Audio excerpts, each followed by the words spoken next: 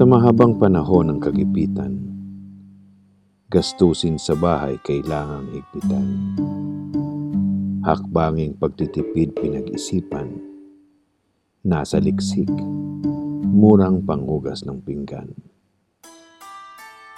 Bumili ng kailangang kasangkapan, tinunaw, hinalo-halo't kinulayan.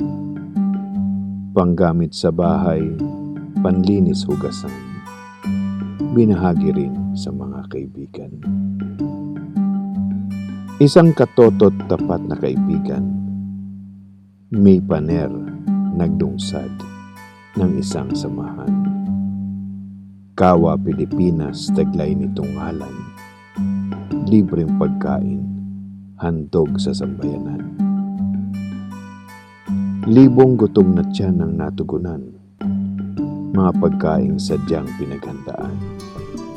Preso, pulubit, mga walang matirahan, napangiti, busog na ang mga tiyan. Adhika nila'y napakahuwaran, kagandahang loob dapat kong tularan. Ako'y narahuyo kaya't sinimulan, nagpadala na rin sabong panghugasan. Munti kong donasyon, daming natulungan, sarap sa pakiramdam ang naranasan.